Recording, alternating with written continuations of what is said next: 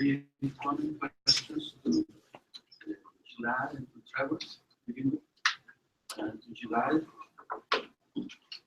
So you present the struggle of Moses with God, confrontation, and you derive some conclusions from that. Now, there are two stories in the Bible that are different and very tremendous impact as well. The story of Job and the story of Abraham. Each one has unique characteristics. Because I would say that in the story of Job, one of my favorite stories, it's well as an equal almost. Kind of saying, how do you dare to do this to me? You like say, what the heck you think you know? And that is the beauty of that story. Now the story of Abraham is very different. And so and I'll just add a brief thing to that is that James Rustin, a very well-known analyst from the West Coast, analyst of Dion, came to Washington Post psychiatry a number of times, and with him in lunch break, he said, you know, McCarthy, I love the Jewish people, but I hate your God. And I say that because it may relate to what you're trying to do. So that's to you, to Trevor. Interested in your work because for the past 20 years I have been exploring the theory about the psychoanalytic group. I wrote in 2012. Interested in what you're doing, but my question to you is this. It seems to me that in your work with them, very important attention to the work of mediation. Mediation of the ego, the different ego states, character states.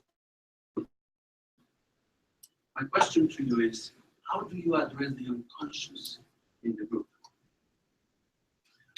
Because to me, mediation, which is very central and very important in the group, doesn't quite go to the other aspect, which is the aspect of revelation. Can bring something that can actually spread to the different splits in the group and bring something new. That's my question. Thank you. I absolutely agree. I think actually Abraham was here because Abraham is actually a perfect example of the one that really agreed or was correct. The Bible actually talks about that several times, and I think that there are, if you would like, there are two heroes of the Bible that the Bible and Job, and I absolutely agree about Job as well. Interestingly, Kafka, in that respect, is kind of like is an entry point for my thinking of Moses. Interesting entry, diary entry, when he talks about Moses as the wanderer in the desert. He's talking about how Moses really, the desert is as a place with which he kind of like figured himself out, and he needed that 40 years in order to figure it out. And this wandering is exactly the kind of indecisiveness potential to Moses. And Kafka was extremely interested in Job as well. And I think very much like in the same lines. So I absolutely agree with it. It both kind of like hints the same, but they basically hints on a very similar position towards the law and the struggle with the law. So Job is very famous for that. I think Moses also needs to be acknowledged as someone like that. And thank you for mentioning that. And yeah. And what about Abraham? Well, Abraham, that's who you want to read Abraham's, is it Kierkegaard's Abraham, or someone else's? I would only say that the one I kind of like want to think about is the one that really combines, that does agreed to go without any word from its homeland and to go to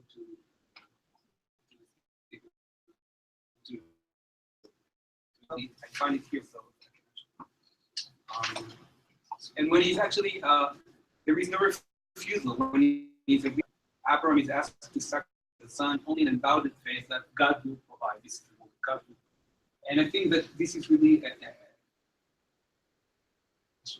discuss it more, but I think it's very contrary to what I was trying to suggest. And I think they're kind of like suggesting two different visions of what the hero in the Bible is. One that struggle with the one who complies with God. The dimension of the hero in the Bible. And in that sense, you can find everyone in one place and Job in another. Many other ways to see it, this is how I see it. Can I give you my take on the Abraham story? Because it came to me when I was attending a New Year's celebration in a Jewish group. The first and the only one that I had attended. As I was listening to the story, what came to me, and I have studied, is that the story of Abraham, not so much that Abraham submits to the authority of God. That's what appears. To me, the story of Abraham is that at the moment when Abraham is going to sacrifice his son, God becomes human. That is the story of, because if we think about all of these different things, Moses and so on, it's really about the human understanding. So it's really about Abraham in himself, Moses in himself, Job in himself, and so forth, and trying to understand the divine. What's fascinating when I think of Abraham again is that at that moment, God descends from this, and God is human. God cannot accept that Abraham is going to kill his son, meaning Abraham cannot accept.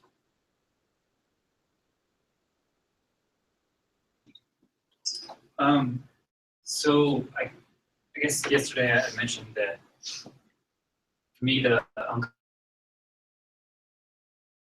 is often superficial in the sense that it can show up in character armor in some of the things that were pointed out, like different complexes that a person has with repetitions and reenactments with authority. So for me, I don't think there's a question of having to always do deep interpretation. If you spend too much time with one person in a group talking about themselves, honestly, people get bored. Like, a group made up of bipolar, schizophrenic people, that come in, which is a lot of the groups I run. It's like they come in, they're so isolated already. Like, what are you to me? Why do I want to listen about your mom or like what's going on in your life? So to really get them to be human first and talk first is important. And then from there, it's like, to break down the character armor, like in the group, like, hey, so you notice that he's been pretty quiet today. You put on a bit about each other, talk to get interested in each other, and to say something new to deepen the communication. Like the more they say that it's new and it has like feeling to it, the more I know I'm doing a good job and they get better. And that overcoming resistance, there's a gentleman yesterday who talked about psychedelics, and I know that they had to give because the resistance of the unconscious wasn't dealt with. It was fine to just hypnotize, but then it came back. A lot of people still do that for cigarettes, right? And they smoke. They get their smoke free for like 3 months, and then all of a sudden they have like something going on in their life, and they get stressed out and need to smoke again. So I think that I'd like to see like the outcomes of that, and I'm open to it. And I think that's one of the benefits. Even though there's criticism here about the uniqueness of the individual and this like kind of the empirical like manualized world, it's like also how it works. Like in the end, society's not going to accept psychoanalysis as a model of understanding. It's not going to return to the universities in a big way. It used to be there before, but if we prove its efficacy and people see the outcomes there, it's to return. Might be water at university. Yeah, but everybody knows psychoanalysis is everywhere but the psychology department. Yeah, attachment theory. No. Nate Koser works at Eastern Mennonite University grad program to which some. I would only say the exception doesn't disprove the rule. And most people know that, like, in the majority of psychology programs, there's zero psychoanalysis. Right. And I just think that, you know, there's a master narrative, whatever you want to call it, and that's just not going to, you know, come in and have Freud's ethics come in and break down the individual in the way he does, and the way I was trying to show a little bit in my paper, is a blow to narcissism. It's not going to enter discourse, just like we're not going to have ideas for a president for a while. That's just the state of things. That was also, we would have been talking 20 years ago, we would have not had a black person for president or a woman. Yeah, 20. I still think right now, 90 something, 95% of people that's necessary for it. It's easier to. It was easier to have, what was it, a black woman lesbian than it was to have an atheist by many people. So I just think that things are changing, and that's, you know, the position of Marx, right? That capital is breaking down these old and minorities to come into the workplace and like be guaranteed positions right there. And that work is happening, but it's not done. Yes. I very much agree with you about working with the group. Absolutely. I think that's a very important part of the group. And I also agree with you working with interpretation directly. But what do you think can happen if in the group you do something like we do with individual analysis? A member of the group is a signifier that seems to be very important, and you start the group and you say, we just heard such and such.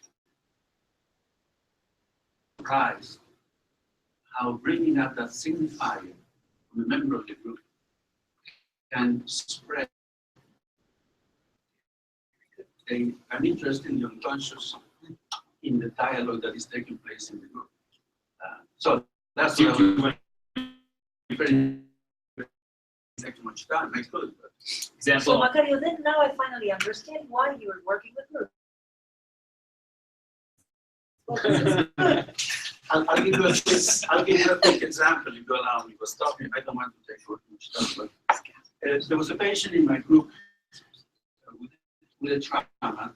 This man had been raped at the age of 7, and the group is working, and a woman comes into the group. And this woman had a momentary psychotic break. She was not psychotic, but she was in the process of resolving a very difficult marriage. Abusive marriage, in a Catholic marriage. And she had a temporary breakdown, which manifested in the group. And I have in my book, I have the dialogue, the way it came. So that takes place. And I was in the group. In the next individual session, this man said to me, what in the world allow you to bring this woman into the group? She doesn't belong to this group of people. He was furious at me. He says, I don't understand what you have done. So I take care of that, we keep working. He was very motivated, he kept working. About 3 months later, after the woman has gone over her, a big encounter between him and this woman comes up. And in the encounter, suddenly this woman says, no, you're impenetrable. And at that moment, that man that had denied his abuse said, well, that can happen. He was paid. He connected with being penetrated.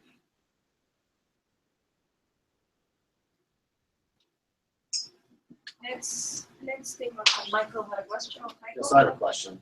I guess my question is for Gabriela, but it's for anyone else who, Gabriela Zorzutti, anyone else who works clinically with patients. What are your experiences as someone psychoanalytically oriented or an analyst in mental health to Because I'm assuming there's a psychology department on this campus. There is, but they don't come here. Yeah. The psychology department of this campus, and they do not have rats. Some of them do. So most of them do. This one doesn't here.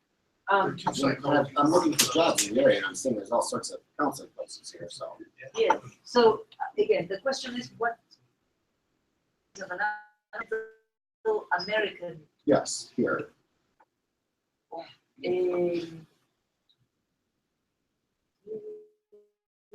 Bueno, I think that this is what I intended to convey in the sense of encountering something that looks impossible, impenetrable, but yet perhaps with if we are based on not understanding, there is something that can be generated of the nature of unconscious, a stumbling, a question, a doubt, a glimpse of a division that is hopeful. So what I find is that even in this country where the situation is so standardized, in that sense so away from desire, people still speak. So they still desire. Personally, I must admit, I have not found much resistance to the work I do and the transmission that I endeavor to work. So, the rest,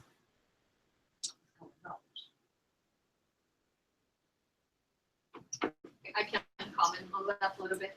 I've been practicing in a mental health institution, community counseling, and I think we deal in institution with questions that are kind of universal for institutions, which is the discourse of the master in terms of the institution itself and the psychology, or even the American psychology may be kind of stronger because I used to practice in Brazil in the midst of psychologists here. It's the idea of bringing people to be strong, health, very adjusted to reality and productive and happy, right? So this is something we have to confront in any institution here. It's kind of stronger. So with me is that in the beginning I had a concern myself about my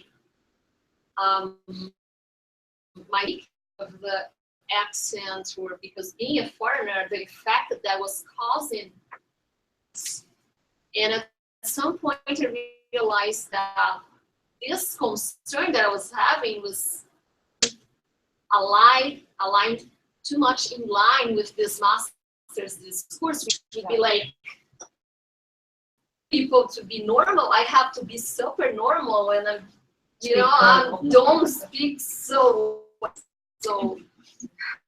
And from them, I think that I could play with it.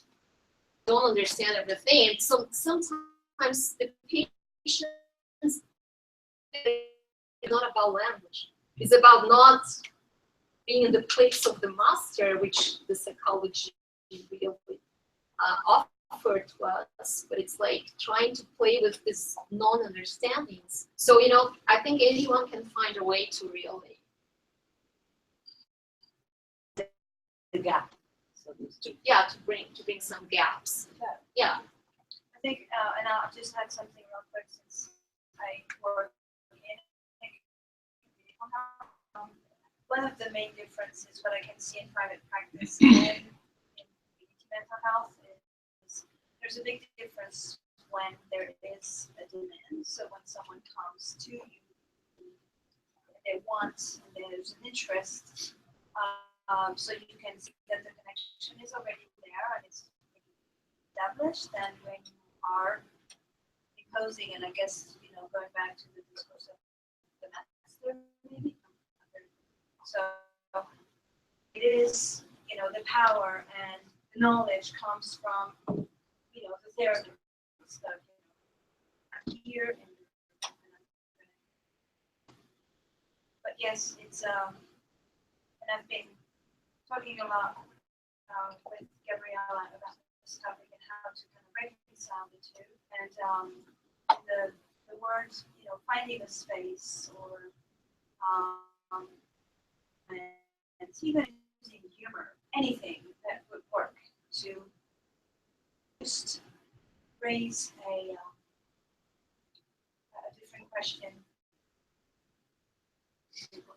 Which requires that you listen to desire first, so that you know what your dialogue with. I was just going to say too that it's really important when we consider different discourses that if we're wanting to have a dialogue about this imperative that the analytic discourse and the introduction of psychoanalysis isn't in itself framed as a master's discourse. Merely polemics, and there is no conversation possible between discourses at that point. The semblance of a conversation between discourses becomes that university then, like Bardi was saying earlier, really is orchestrated by anyway. So that's just a comment. Other questions? I would Albert? say that is that it links. I mean, that's the community centers or whatever generally. That's one of the problems. You know, so one has to work individually or the group, and so on. But I agree. I don't think that it will ever be in this country ever be reintroduced as a basic force. It's been marginalized to such an extent, and also the monetary factor we've all talked about. Factor, you know, it doesn't. It's hard enough getting it for cognitive therapy and pharmaceutical intervention and so on. But to do psychoanalysis, it's just it's pretty. I think it's not not that it's still You working. can do it. Like there are manuals for depression. There's psychodynamic. I mean, because psychodynamic is like psychoanalysis light, Right. and that's what everybody's doing these days. You know, because they don't want to actually say Oedipus complex. They don't want to use like. I don't say it's conscious. Yeah. I think the monetary part is changing, Albert. Personally, yeah. At least the local situation here is quite distinct. And I think Mark and I can both attest to this. We're both local clinicians as well as Barbara. Analysis is not 4 or 5 times a week since La Canon, or half of your salary.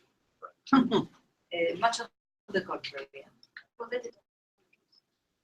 Yes, sure, that depends on the case. Yes. Just comment. First, there are several psychology departments, and Thank you. one of them, the past dean for the last 20 years, was a psychoanalyst, and it was very heavily psychoanalytically oriented. One of the things we went into is negative hallucination, where people don't see that exactly how much psychoanalytic thinking takes place.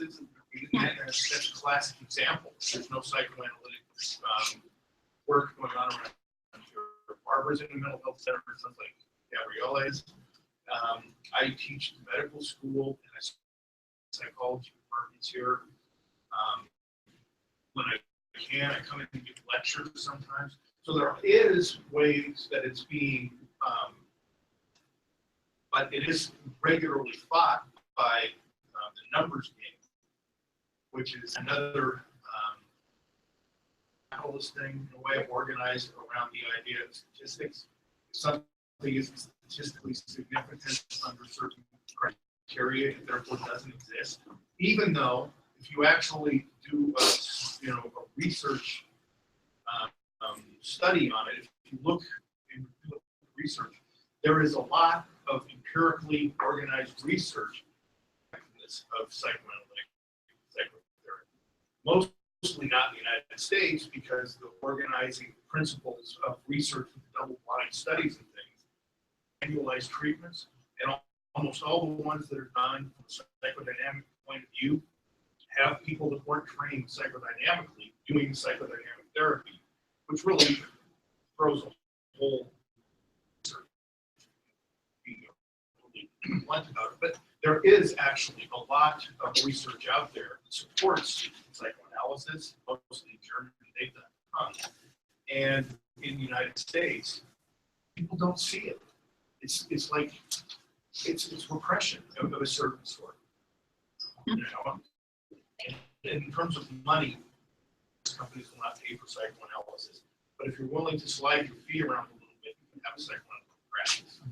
Absolutely. I have people call, I have people call all the time.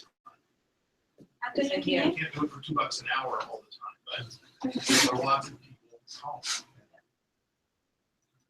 Antonio?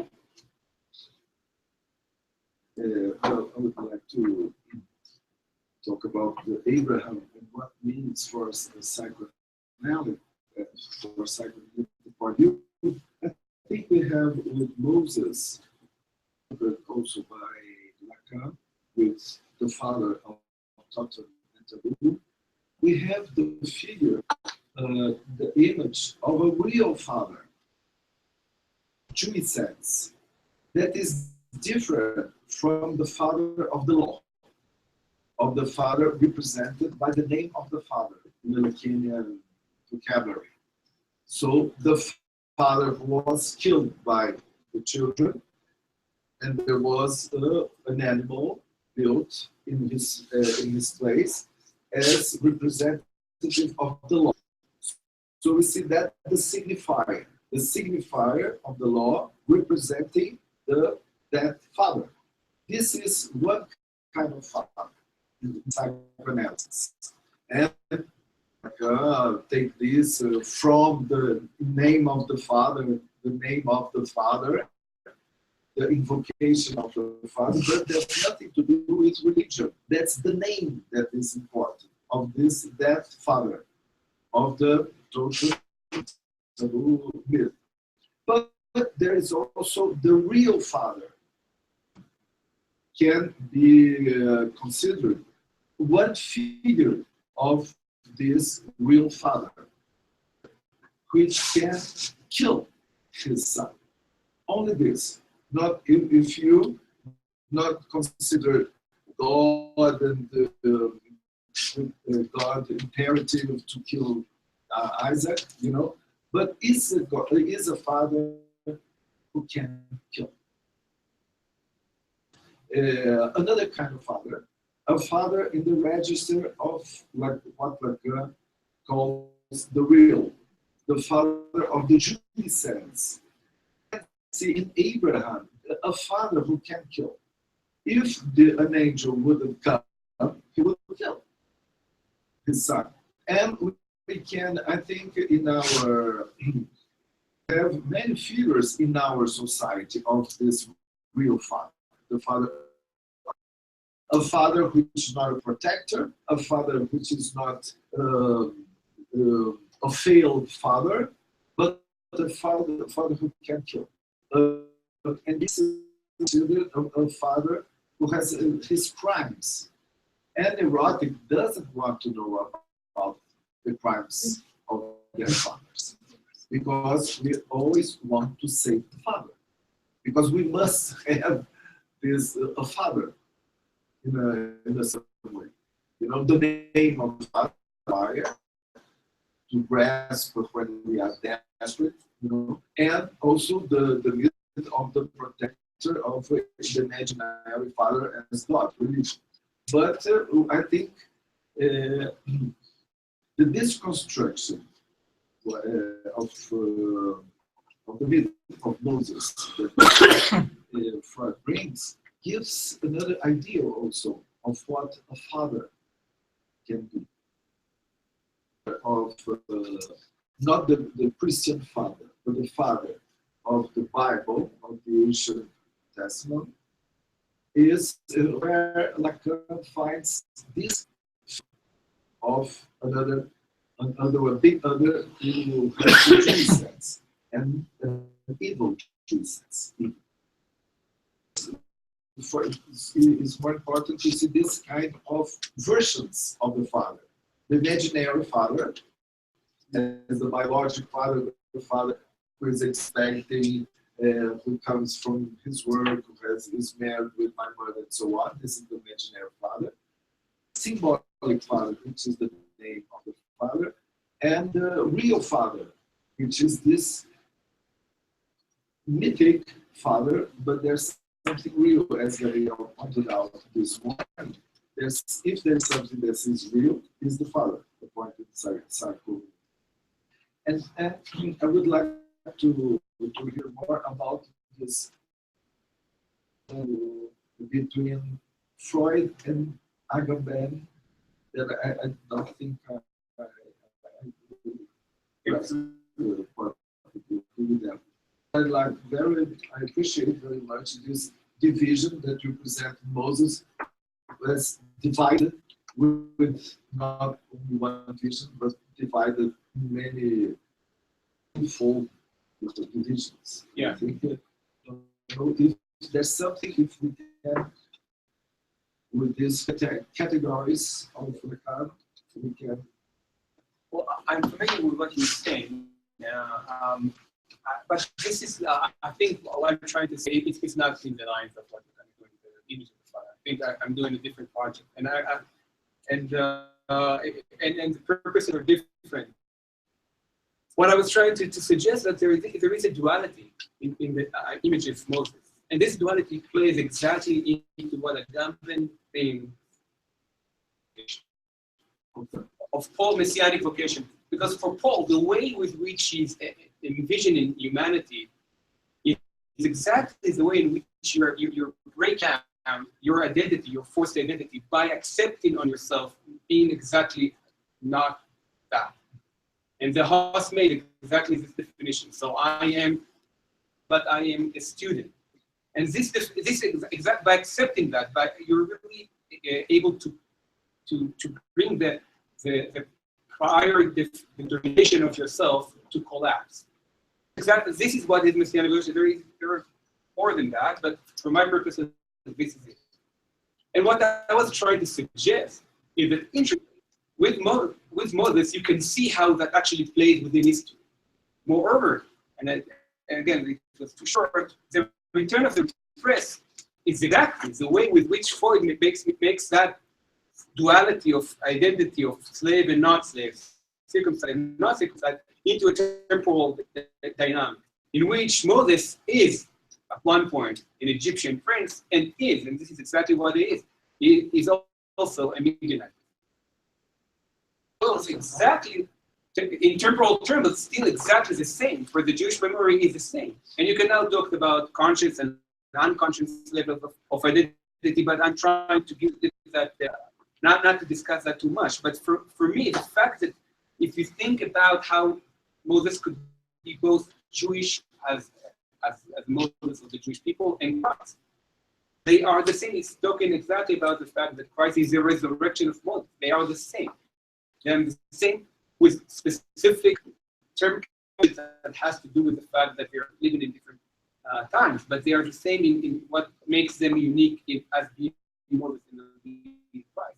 If you're thinking about that in those terms, then you can see in what sense Freud is envisioning a reality, a political reality that kind of like goes exactly against our definition as Jew or as not Jew. If you look what is psychoanalysis in those terms, maybe that actually talks to what we're actually saying. Psychoanalysis is bringing about this duality that lives within each and every one of us by being a Jew and non-Jew. So I am as a Jew. When I understand that history of myself, I become a Jew and a Christian in a certain way. And in that sense, I'm working against that dimension, that predetermination of my identity in a prolific way. So that was the argument. If you understand Moses and monotheism as with Busk in the identity and splitting it into a duality, it actually becomes very close to what Agamben is suggesting before. And I think that we're always missing that because we're thinking about noise in so many different ways, missing something that's really for my project. So I see you, but I believe we had another question before. Yeah. You had some, so what's your name? If you could introduce yourself, that would be. My name's John. I'm here in Denver. I just lived close by and saw this. And, I'm not a professional, but I've been a beneficiary of a lot of therapy. And, you know, Freud, Karen Horney, Robert Lange's, a lot of people have written about self-analysis, and I just wondered if you had any thoughts about that. Lange writes that he feels like it can be more helpful because it's so hard to secure the frame with anything else, especially in groups, that it's very difficult to get something that's unconscious to come forward in a group setting. But in self-analysis, Lange did encourage a group facilitate the self-analysis, and I just wondered if you had any thoughts on that. You may not. I hesitate to ask the question. But No. Any questions? Welcome. My reading of Lange is a bit old, so bear with me a little. I am not sure how the group would facilitate self-analysis. This is a point that I personally don't practice like this, but sometimes I see families, because I rarely ask the question. When I get a call on the phone, I rarely ask, who is this for, who will become the up? I don't ask. I'm like, okay, here.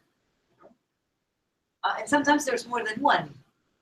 No, but what it often happens is that splitting, when we end up creating a space for analysis,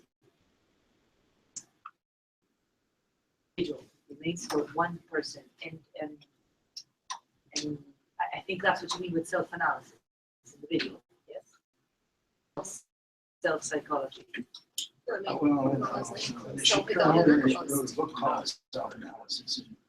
And Robert Lange wrote extensively as a traditional analyst, and then kind of went off in a bit of a different direction. But it's Or pretty classical. doing sort of the same thing you do in therapy with an analyst, but you do it in your own mind. And it's a technique. Without Can I take a, Yeah. can I take a stab at no, I have no idea about this. I'm sorry. this? In my experience, can have conversations that lead to like a better theoretical understanding of yourself. I see them a lot, but if people know the importance, I think that affects have, like it doesn't change the way that you desire, it doesn't change the way that you feel oftentimes.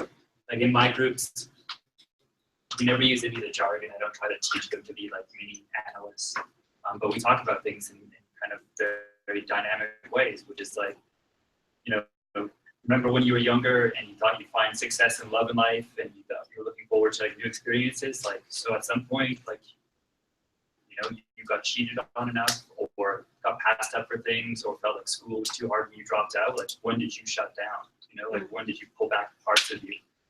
And we can have a conversation with most addicts that I work with in these groups. But just for the groups that are on there mostly. Yeah, but from Lange's point of view, that kind of a conscious discussion just shuts down the unconscious. Unhelpful. Well, that's his point of view. And, you know, there's a lot of other points of view.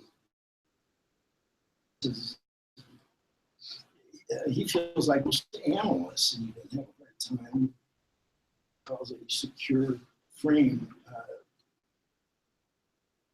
Elements to that. Individual, if you learn a certain technique, and I don't know why he is not more popular. He was sort of an abrasive guy, you know. There was a YouTube video of him giving a talk at the New York Psychoanalytic Society, I think in college or something. He's written extensively, but I don't know, he's not gonna, no, I don't now know, he's I don't passed know away. this. You can just say something. I don't know this author that you're bringing now. Just a question about self-analysis. Maybe I can just share it here. I think in Freudian terms, the treatment is based on transference, right? Yeah. It's a way of love. I mean, there's something about love that plays a role in the treatment. So through love, you can find first with this other that you don't know very well. So I just wonder how transference would come up in self-analysis if you don't have someone to address. Against some things like that. Yeah, so I think you have to rebel against some crucial points that Freud built Yeah, to be able to think about really self-analysis. Yeah, I No, really But if one is really in self-analysis, one can avoid asking oneself all the really tough questions. You look for a dream or a piece of narrative material, you free associate, look for themes, and then connect that with trigger events, and then look for surprising insights. So it really is not hiding. It's been a death. It was very Most popular in people the, are really good at hiding from themselves, and that character armor they've got. Yeah. The other to mirror. Yeah, I don't know if you want to say. yeah, just to say, historically, it was very popular in the 70s because of the New Left thing. It was part of this new. And I think that part of the fact that he's not, if you're saying that he's not very popular today, I think it's part of the fact that he's just way down. And new, but if you, of political and a very important political figure in a sense, then you would think about him as a psychological, very important. And then you, anti-psychiatry and going into outside the hospital, he was very formative in that. But after that, he became kind of like less relevant. Just to give it. You had a question? Yeah, Nancy. I've been very interested in the last couple of days at how many times I've heard the father, because it never really, the father was so much of a key figure as is the mother. But I'd like to ask our Jungian political activist, Donald Trump's children, the effect that he must have on them and what they're feeling and what they're allowed to share with the public. And it seems to me that they've got to be very mixed up.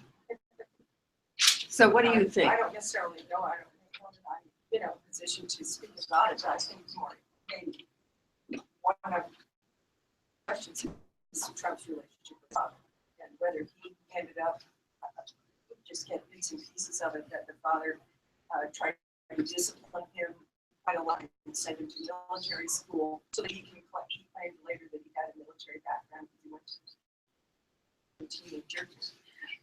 And I think the father was frustrated at times, lying down some real discipline on Donald. It seems to me that his kids are living out a fantasy of bending over backwards to please him, and they bask in his approval.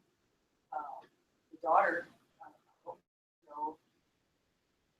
subtext, and then they have a whole relationship going on. It certainly would surprise me that she's not horrified or offended when he says, if she weren't my daughter, I want to date her. I mean, what kind of effect does that have? No, not good. I mean, they already look like they're kind of puppets. Yeah. I mean, Yeah. they're relatively dead-eyed and soulless, for some of them. Like I swatched them up on there, and it's just like they're just talking and saying like exactly what they're supposed to say, scripted, and it seems like really lifeless. So what do you think that does to their There's a question? few more questions, so that if you can go back to the topic of the panel, that would be great. Antonio? Yes, I would like to highlight something that Gabriela Zorzutti said that I think is quite interesting and maybe can give some basis to think about psychoanalytic politics or policy. I think she said something that like the aim of analysis acted with the desire of the analyst to obtain of a subject. And I think to sustain, to support the difference, everybody, the difference of each one, equal rights, but the difference of for each one. You know, I think it's a kind of a political aim of psychoanalysis to respect the difference of each one, equal rights, okay, and at the same time to respect the pure difference of each one. And then this is very important to the identity politics also. Think about if Jew or a slave or master or student, teacher as identities, as you said. I think we are all always when we are in social, we are in a semblance. We are of identity, but we are not that exactly. We make a semblance of this. We act as if to make believe that we are this, but we are not only this. So the psychoanalysis brings something about the difference of each one, the singularity of each one, that is very important to talk about politics. You know, for instance, and I would like to hear Gabriela Zorzutti talk about this. What do you think about? Gabriela Costardi told me this during our lunchtime that she has a PhD on the analytical act and the political act. So if you could say something to us to bring lights for this discussion, I think it would be very helpful. There's one more person, Randy. You had a question? Yes, I seen something yesterday and I was uncomfortable with it, and it's continued today. So I'll say something and ask a question, and that is that both everyone in the audience and everyone on the panels, with two exceptions, cite many men. Soler, and everyone else. I'm sorry. I'm opening sections, but and analysts and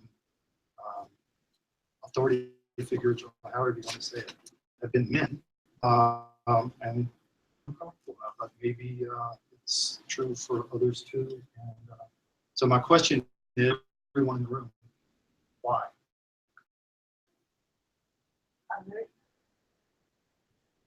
Well, I just want to say, reference to Antonio's comment to open that up. I think Zizek did a couple of lectures he did on YouTube that addressed this specifically.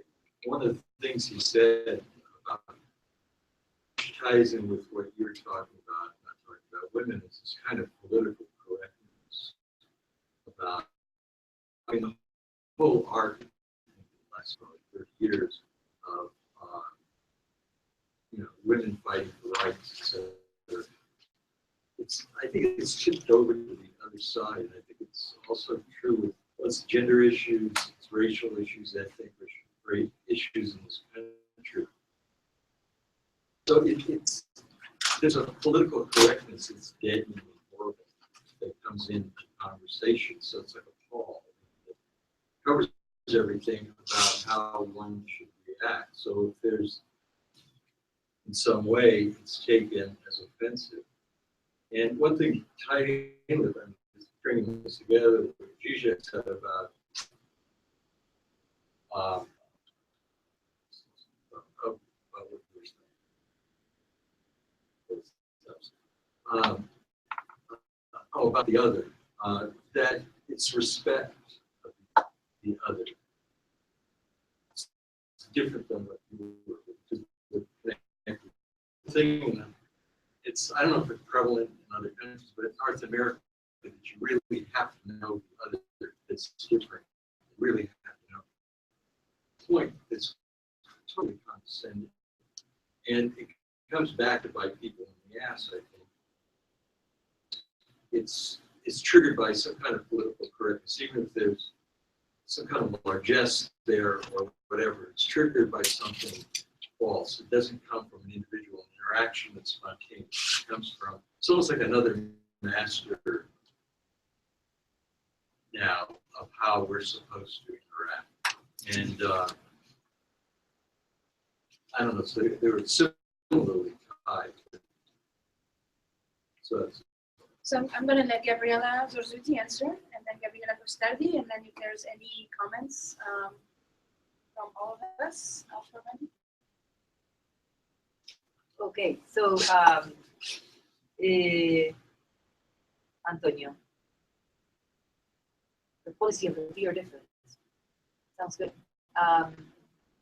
Difficult to implement, as we see in our own schools, no? In some areas, with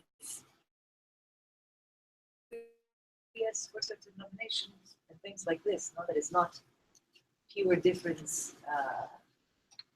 that transcends the office. Perhaps this would be an area of exploring within our community how this can really be valued politically, for sure. But yes, I think that while the realm of analysis and the realm of law may have some areas of fraternity, perhaps we could say, this remain very different orders. And if we cannot aim at a pure difference in the end, then we're not consequential.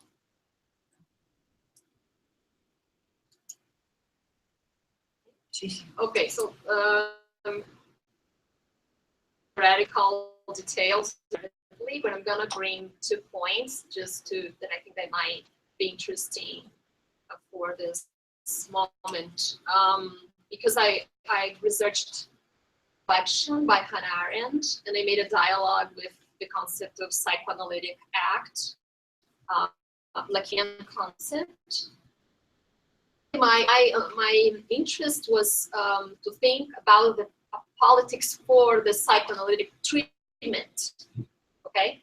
Like to the psychoanalytic treatment is something that is also affected by power structure, power dimension in the psychoanalytic treatment, and that sometimes we have a strong discussion in Lacanian field about ethics, but I think the question of ethics doesn't really address the idea of the question of power, so I decided to look into the political as a politics for the treatment. Well, I'm going to bring 2 points. One is that to really, well, I think act is the main concept in Lacanian theory politics, okay? Not symptom, but act. But in order to really have full consequences, you have to read the notion of act regarding the notion of transmission. And both are really, transmission is in the core of the notion of psychoanalytic act, as I brought up here, like psychoanalytic act requires the discussion about the end of the analysis, and from then, this idea of transmitting, what is this knowledge, the effect of this knowledge that takes place in an analysis that goes it's transmitted to the schools and to the world through the analyst's speech acts. So you have to together, because that's the way that psychoanalysis creates a social link in the public scene, like we have today, for example. Like this is, we are here because of the transmission of psychoanalysis. An example, transmission of psychoanalysis and what kind of social link we can develop in a place like this, like, and how the words circulate in a place like this, for example. Do we have leaderships? We have hierarchies? We have, okay, so second point, these I have examples how this constitution of social link between the analytical community affects the politics of the treatment itself. Okay. The presence of the psychoanalysis in the world, for example, when we had in the 2000s that had to deal with the effort of regulation in France state that they were fighting against being regulated by the French government. So a whole measuring how the act of psychoanalysis could be measured and to present psychoanalysis as a therapeutic can figure by itself outside the regulation, but that has a place in the social link to legitimacy in the social link. So they started to bring all these mechanisms of trying to measure. So I'm referring to a specific group, the World Association of Psychoanalysis. Okay, so this is the presence of psychoanalysis in the world, brings back to its own practice specific politics related to treatment. Okay, this is one thing. The other thing is about the social link is implemented by psychoanalysis in the world. So we have the question of transmission, and also another thing that is the regulation of jouissance in a feminine way, a masculine way. So if we, I think this is one of contributions of Lacanian theory to politics, is that to propose a supplementary politics, like we have this, basically this masculine model of sexuality would say that there is an exception. So we are really, there is an exception and totality that is constituted. So we are basically the model of verticality in politics. So we have a leader and we have all of us, we make a whole. We are like together when we have the mechanisms of identification to cause homogeneity. Okay, if we bring the model of feminine, so we don't have this figure of exception. So we can think in terms of more horizontal social link, that we don't have specifically a leader, an exception that would be the leader, a kind of pure difference, a space for kind of difference between each one. But I don't really consider that is a kind of pure horizontal link. I think more in terms of the model of cartel, because you have this horizontality in politics, where you links this horizontality, but also you need a figure that doesn't stand inside or outside. So it's not quite horizontal. So you have this possibility for also something that breaks this like imaginary effect of the horizontal links. Okay, I brought these two questions from my research.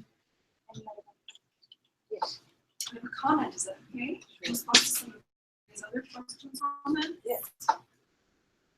First is difference and pure difference relating to authorship and difference, right?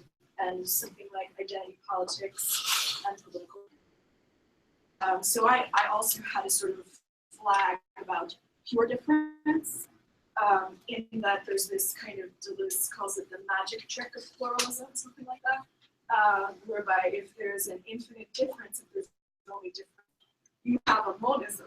So like the trick of pluralism is no difference at all, right? The ultimacy of difference, if all difference is the same or is somehow universal, what is it that you have? And so, sort of the ultimate uniqueness of peoples and loves in political structures that where there are master narratives of power differentials, right? And so identity politics is something like that. Something like gender may not exist. It may be completely, may be so plural as to have no limit, right? Or maybe strictly binary, right? Or something in between. So somehow we have to account for, with our approach, something like radical uniqueness and categories that multiply and fracture as we're using them, as we're looking at them. They will disappear, and yet they reified and reiterated in our political structures in these amazingly persistent ways. Even when you form a new identity category, it's already part of the master narrative as soon as you've got the categories. So I just wanted to point out, I guess, that the question of political correctness, or even just the phrase, evidence of the lack of a denial of the unconscious, right? And so when we consider all of this in light of the unconscious thing, like, because correctness is absolutely a regime,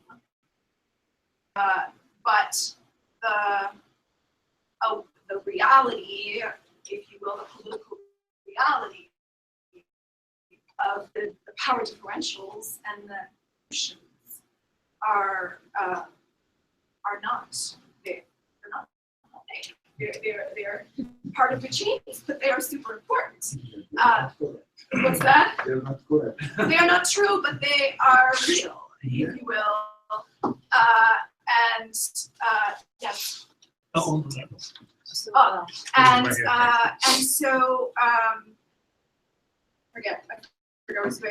I just wanted to bring up implicit bias. So this is an amazing way in ordinary common parlance, or something maybe non-conscious, to and through a broader looking and understanding of unconscious is now in the public discourse, is understood in in things like and in the classroom. You can take this test. Does everyone know what I talk about when I say implicit bias? Yeah, I wanted to make a clarification, if I may, on, because perhaps I mentioned it a bit too lightly. When I say desire for pure difference, this is a Lacanian concept which characterizes the desire of the analyst, which is in turn a result, a possible result, analysis. It's not necessarily a difference that can be subsumed in a universal, reversible. Besides, is the pure difference that's the result of analysis of part of the pure? Okay, so the analysis can, in the end, to the end, analysis can produce as a result an analyst. That is, somebody who is inhabited by this new desire in civilization that Freud introduced, the analyst. The one he was bitten, not irreversibly by, when listening to his patients. Yeah? So this is a possible outcome of analysis. Because maybe some analysis don't go to the end. And Lacan goes even as far as to say, not every analysis will end up producing an analyst, in as much as not every analysand will want to then cause the desire for somebody else, yeah, inhabit the place in that sense. But, sure, so the desire for pure indifference is not one that can be subsumed or overcome by universal or becoming a difference that is all of a sudden not different in a particular way. Comments? Hold on, and I don't know how much time we have, but Until not much more. We have You said 5. not every, the question of Randy hasn't been answered yet. Yeah, Yeah. there was a question. There was a situation of because let's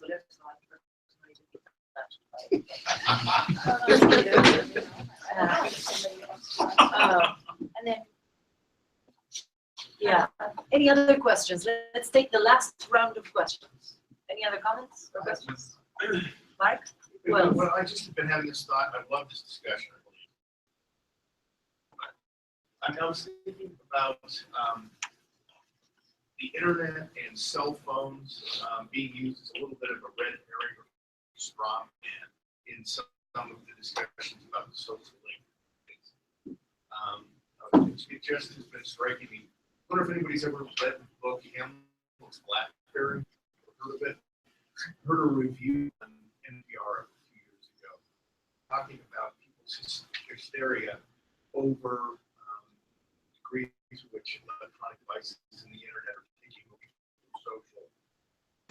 He went back to Romans and he found a bunch of, he found some documents where they were talking about the invention of papyrus. Well, the entire civilization, because now we have records of things. Everybody's preoccupied with papyrus.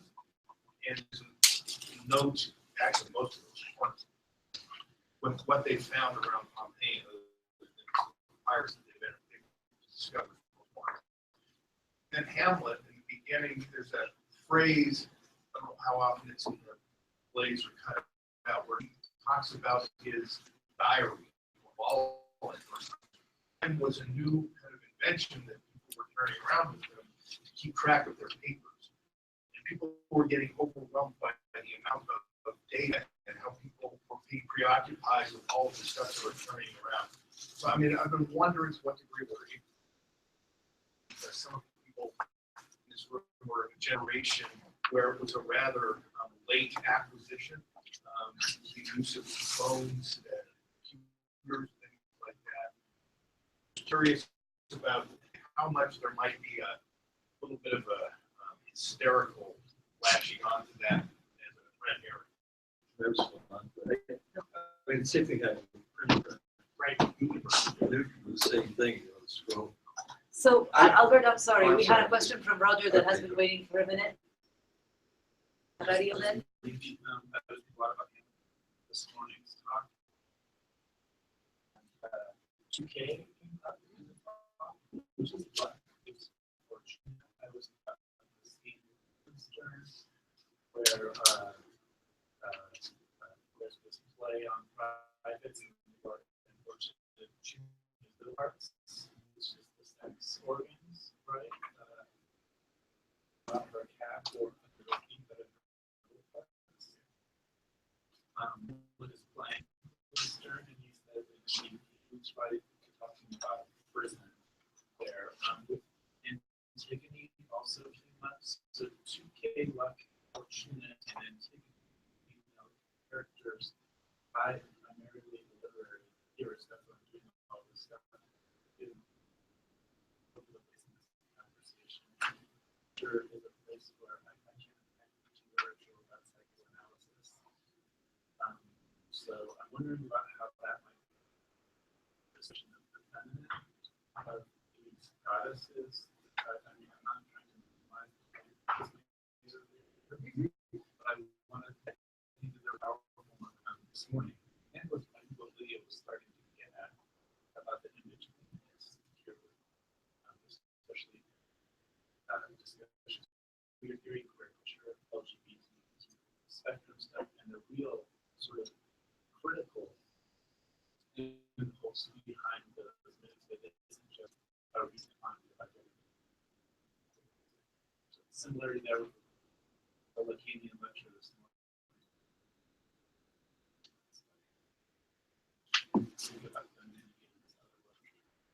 ¿Alguien quiere contestar? Porque la pregunta más bien para vos. ¿Puedes sintetizarlo? Más o menos. Habló de la Tuqué y de Antígona como femeninas que aparecieron esta mañana, y habló también de esta conexión que tiene que ver con la mitad del cuerpo que él sostiene con, no me acuerdo qué otro personaje, que tiene que ver con los genitales. Que no están acá, están en la parte media, que vienen los genitales. Y si algún otro Spanish speaker, por favor, me asiste, porque no me acuerdo más bien. Que habló con Él decía también que no podía pensar, es profesor de literatura, y decía que tampoco no podía pensar en hablar de literatura sin hablar de psicoanálisis. Para no volver a remover el debate, pero quería saber cuáles eran las... o sea, qué es lo que había pasado esta mañana, que era muy impactante para él. La conversación sobre el feminismo y la psicoanálisis, la representación de las mujeres y literatura con psicoanálisis. Bueno. So perhaps, Roger, we can take your question tomorrow when Antonio speaks on these topics further. ¿Vas a querer decir algo? Only to say something about the dimension of evocatory dimension of psychoanalysis, and also of the region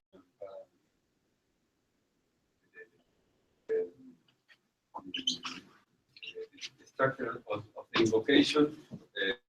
Psychoanalysis this dimension from Christianism, from even act of God of retaining the arm of Abraham, transforming the father to son, and a father that is that accept the castration, that accept he himself become an agent of castration, not but that we need act, choice to choose. A father of desire, that's. Then this implies the importance of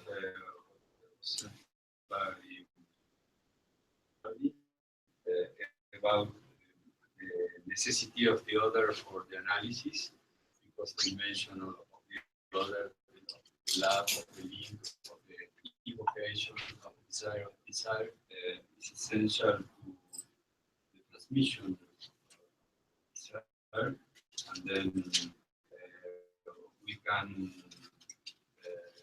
measure medir why the end of the philosophy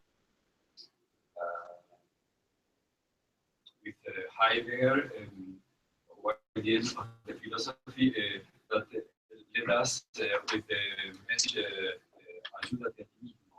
Help yourself. Leaves us with the message of self-help. Prozac and more than something like that. But it's the psychoanalyst that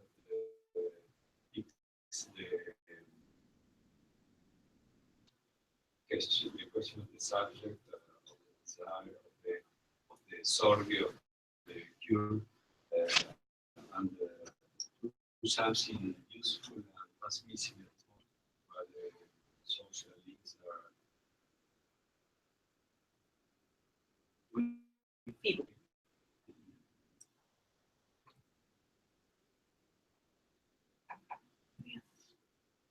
5 minutes. minutes for his questions. No, go ahead. Yes, Jeff. So I just want to ask Gabriela, I guess what you were just talking about, the analysis. One thing I wanted to ask you, you were saying that it's first concerned with the act. And thinking about the act as it's paired with transmission, you said, how do the speech acts, what do they transmit? What are the social bonds that are then created? It made me think, could you call this the illocutionary act? So illocutionary acts are something is done, it's enacted in the act of speaking. So if I tell Joshua, I promise I'll call you, there's an action that's being invoked by just me speaking, I promise. So would you say that it could be something like that in terms of speech acts that are then invoking social bonds that are not just spoken, but there's something that has Right, I agree. I have just one thing to add. I agree from the beginning, something that in general, like promising or forgiving, opening a meeting, or like speech, this illocutionary acts that performs all these rituals, or not only rituals, sometimes there is there. I think they need a strong, they happen in a very strong social order. Like you really need to have in general this social montage, that is there to be able to perform. And in the psychoanalytic act, it really has an element of transgression of this social order. Yeah, but I totally agree. I think we have there's a strong dialogue between those, and just to say different emphasis, but it's really from the same dialogue. So following up on that as well, Okay. The second part, how does the link affect treatment? Does the regulation of jouissance in a feminine way, and also maybe going with what you just said of the transgressionary act of, could you characterize that maybe politically as anarchic, as anarchism, in terms of the attempt to break down established for the sake of something that regenerates itself, that does not want to kind of like, it wants to have stabilization, but not in like a concretized, like hard form. It's interesting. The way that you were like proposing like in a proposition with a established political regime or proposition, but I would say I understand that the politics that are regulated by the women, it's a supplementary link to the others. So I don't think that psychoanalysis intends to really make a revolution and turns down the discourse of the university, discourse of the master, and from now we have to bring it up to, I don't think there is this ambition or even possibility to really operate in this way. That's not the point. That is a kind of supplementary link that coexists with other links. Like different links has to be different actions. Doesn't mean, I don't know if I No, that's very helpful. Yeah. Thank you. It's not complementary, it's supplementary. They coexist. Yeah. I was just going to make a comment. Something just occurred to me, and it's not usually my business to always reference film. I rarely do that.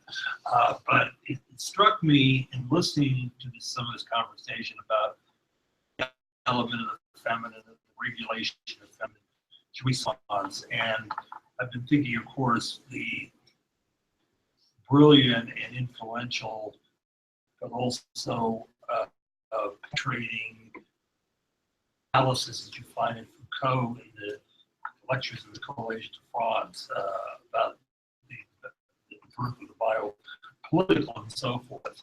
And there's not to get into all of that. But to talk about the master, that there is a shift in the master signifier that has gone on in the last 40 years, and Costardi brings it up, to lose what you mentioned earlier before, particularly in the anti-Oedipus lectures, where you can see kind of where Costardi was not just an appendage to Foucault, I said to Deleuze, but is actually pushing Deleuze to start to, in a sense, like sort of breakdown that he had been pushing in his earlier philosophy and take it into the whole cultural revolution of the 1960s. So one of the most popular films right in the 70s and 80s, in fact, was almost a cult here at the University of Denver, I was teaching earlier ago, was the Rocky Horror Picture Show.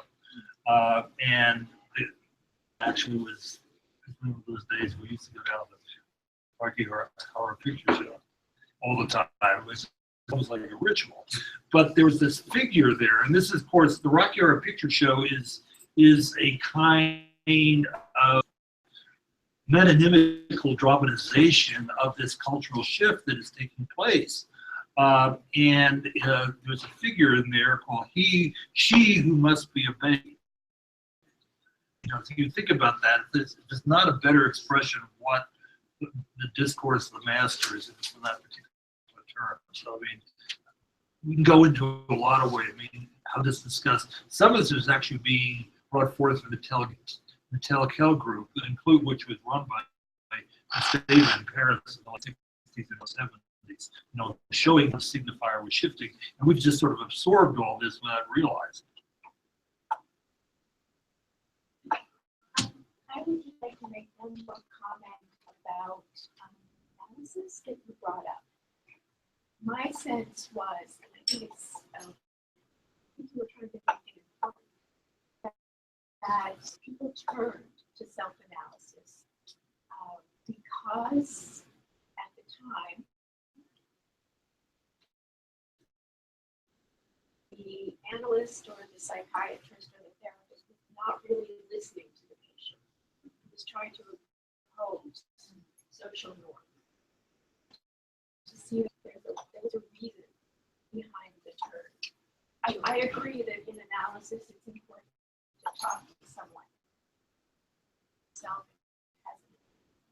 But I think there was a real reason for the turn to self-analysis. You seem to be alluding to that when you said something about the brain. I believe I heard you say the brain was not secure. Being a reason why people would turn to self-analysis. Well, that's what Lang says. That you would, the patient not really say or heard.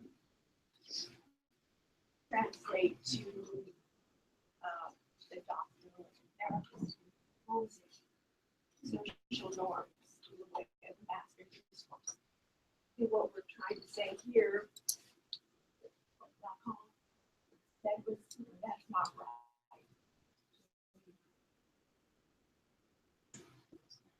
I don't know if I understood correctly.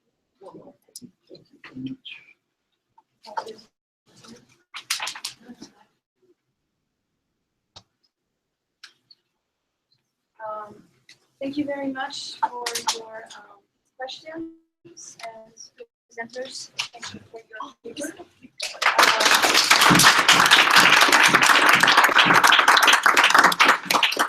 We will reconvene tomorrow morning. Oh, here we will reconvene tomorrow morning at 9 a.m. with Gabriela Zorzutti and Antonio Kine. But you are at a cocktail party, Sushi plus bubbles. and bubbles. 6:30. At 6:30, and you have the address in the program, but it's 1638 Penn Street. Pennsylvania Street, and the zip code is 80203. For those who are not. 203. Could I ask about how you have cars that we could maybe drive some I am people? full.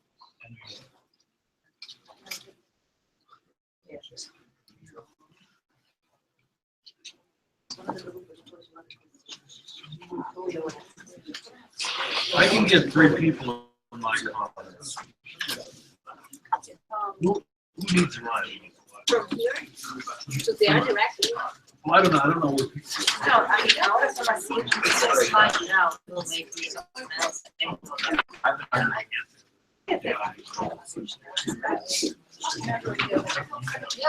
I love the question.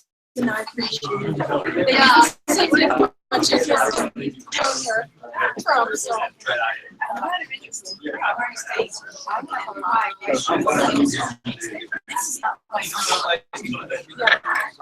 here.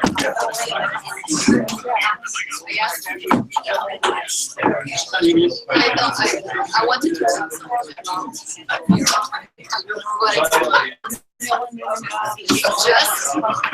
it's just a